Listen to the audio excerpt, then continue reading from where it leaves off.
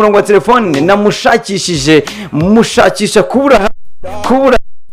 ariko arambwira ati reka nguhe umwanya hanyuma atubwire indirimbo nshya atubwire se inyuma y'indirimbo nshya biraza kugenda gute niyo mpamvu mise muha ikaze mu kiganiro super manager ikaze mu kiganiro kuri Izuba Radio.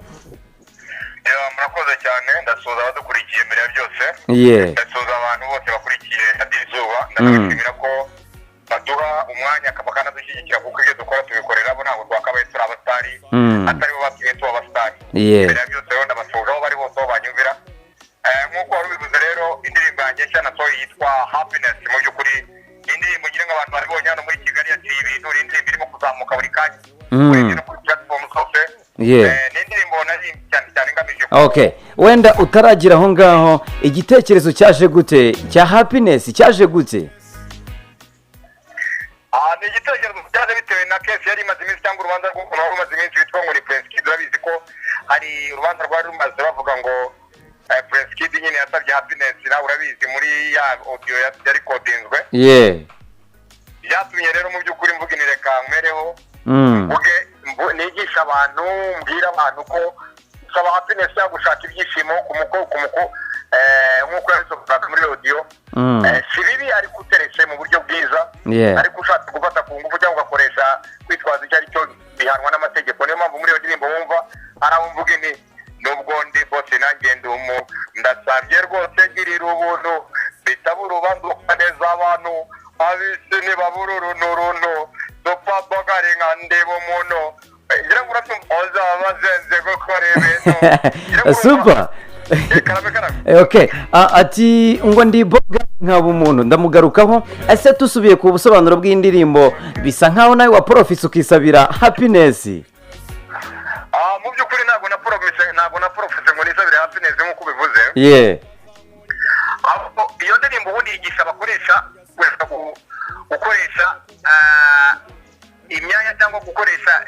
inzego barimo igihe basabye nk'urukundo umukozi akarukwima byakire. Nashaka gusobanurira abakoresha cyangwa se abakozi ko niba usabye umukozi urukundo akakubwira ati mu by'ukuri bose shinga ukunda byakire kandi mukomeze mukorane bitazana urwango hagati yawe nawe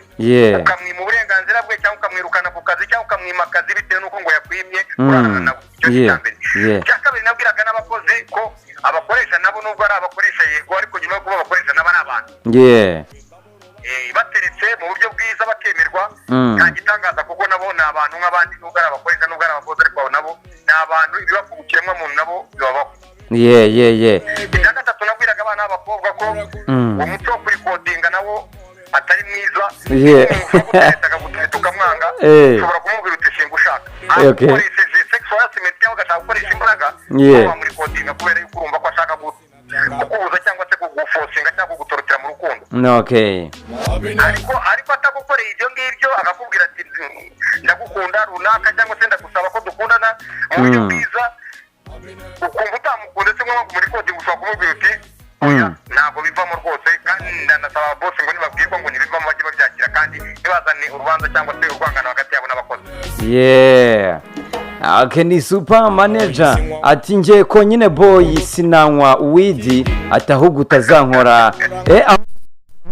umurongo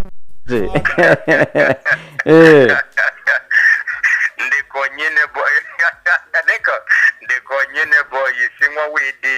mu rukundo utazankurira kidi nakwiyahura nkariya sidi uzabaze gakumba madadi no kidi baby baridi Happiness ndayikunda bosi ndashaka Happiness ariko ndindekesi Happiness ndasaba Happiness ariko ndindekesi wabara bad man